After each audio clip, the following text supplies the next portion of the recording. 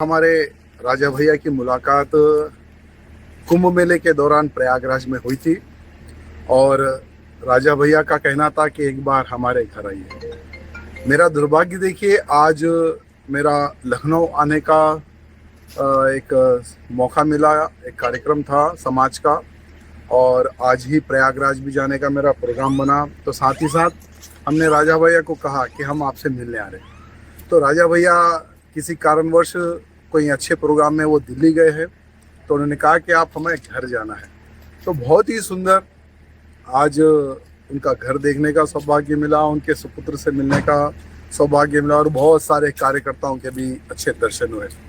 देखिए, हमारे राजा भैया जी का इतिहास तो बताने की आवश्यकता नहीं है, उत्तर प्रदेश के बच्चे बच्चे को पता है, लेकिन आज के बाद तेलंगाना के बच्चे बच्चों को भी पता चल जाएगा कि एक राजा सिंह दूसरे राजा भैया से मिलने के लिए उत्तर प्रदेश चले गए। एक बहुत अच्छा संदेश भी जाएगा और बहुत अच्छा महसूस हुआ उनके परिवार से मिलकर, उनके घर आकर। आप कट्टर हिंदुत्व छवि के नेता माने जाते हैं और जहां से आप आते हैं वहां कहीं ना कहीं ओवैसी का प्रभाव ज़्यादा है। सीधा सवाल ये है कि किस तरह से आप हिंदू राष्ट्र की जो मांग होती है उसको देखते हैं और जो आपकी पार्टी कई बार कॉमन सिविल कोड पर बात करती है, इन चीज़ों को आप किस तरह देखते हैं?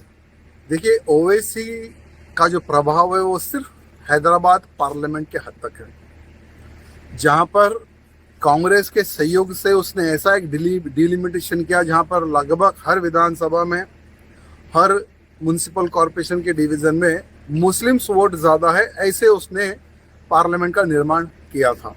मैं समझता हूँ अभी 2028 में डिलिमिटेशन है, उसमें उसके पार्लियामेंट के 2 टुकड़े होंगे। दूसरी बात, ओवैसी एक ऐसा नेता है जो दूसरी पार्टियों को ब्लैकमेल करके पैसा कमाने वाला एक बिजनेसमैन है। ओवैसी एक ऐसा नेता है जैसे मुसलमान सबसे बड़ा उनका दुश्मन भारतीय जनता पार्टी को समझते हैं, लेकिन मैं कहना चाहूँगा मुसलमानों को कि तुम्हारा सबसे बड़ा दुश्मन भारतीय जनता पार्टी नहीं है, मोदी जी नहीं है, योगी जी नहीं है, तुम्हारा सबसे बड़ा दुश्मन है ये ओवैसी ब्रदर्स। क्यों? क्योंकि जहां जहां पर चुनाव होते हैं वहां पर मुसलमानों का नाम लेकर वोट काटने का काम करने वाले ये 2 भाई करते हैं। तो सबसे बड़ा मुसलमानों का दुश्मन कौन हो गया? बीजेपी नहीं, ओवैसी हो गया। दूसरी बात, कॉमन सिविल कोड आना चाहिए। देश अगर सुरक्षित रखना है, कॉमन सिविल कोड के साथ साथ में जनसंख्या नियंत्रण कानून भी बनना है। जब 50 से अधिक इस्लामिक देश हो सकते हैं तो मेरा भारत देश जहां पर लगभग 80% हिंदू जनाबा है, हिंदू रहता है, तो मेरे भारत को मैं हिंदू राष्ट्र घोषित करने के लिए क्यों युद्ध ना लड़ूं? जैसे भागवत जी कहते हैं, हमारा भारत देश हिंदू राष्ट्र है, था और आगे भी रहेगा। और मैं चाहता हूं कि हिंदू राष्ट्र हमारे पार्लियामेंट में घोषित हो, प्रधानमंत्री मोदी जी के मुख से, कि आज के बाद हमारा भारत देश हिंदू राष्ट्र है, जैसे नेपाल था। ऐसा एक घोषणा चाहता है आज का भारत देश का हिंदू, पार्लियामेंट में घोषणा चाहता है कि आज के बाद भारत देश हिंदू राष्ट्र घोषित। उस प्रकार की घोषणा का इंतजार आज पूरा भारत देश का हिंदू कर रहा है। अभी यूजीसी पर बड़ा विवाद छिड़ा हुआ है। पार्टी आपकी हिंदू की बात करती है, हिंदू एकता की बात करती है, बटोगे तो कटोगे का नारा देती है, जात पात को करो विदाई, हिंदू हिंदू भाई भाई। तो फिर ये ऊंच नीच भेदभाव का है, यूजीसी जैसा कानून लाने की जरूरत क्या पड़ गई? देखिए, यूजीसी जो बिल पास किया गया, हमें नहीं लगता कि आज की आवश्यकता में यूजीसी कानून पास करने की आवश्यकता थी। अगर कानून पास ही करना था तो गौ हत्या के खिलाफ में होना चाहिए था। गौ माता को राष्ट्र माता का दर्जा आज के बाद मिल रहा है, इस प्रकार का कोई कानून पास होना था।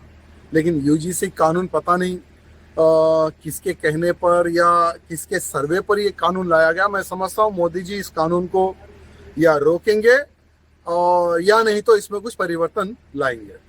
आप भरे मंच से लाखों के लोगों के बीच में सीधी गाली देते हैं, तो इसको आप कहाँ तक सही मानते हैं? क्या ये तरीका सही है? देखिए, हमारे तेलंगाना और खास करके हैदराबाद के कुछ लोग हैं, देशद्रोही लोग, उनको आप कितना भी गुड़ खिलाकर या शक्कर खिलाकर आप उनको अच्छी सी भाषा का उपयोग अगर आप करने का प्रयत्न करेंगे तो उनको समझ में नहीं आएगी।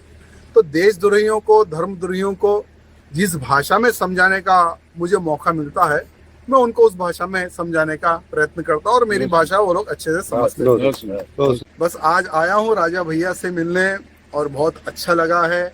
और उत्तर प्रदेश के हिंदुओं से निवेदन है कि संगठित रहो तो ही हमारा उत्तर प्रदेश सुरक्षित रहेगा। संगठित नहीं रहोगे तो आने वाले समय में उत्तर प्रदेश का हिंदुओं को नुकसान होगा।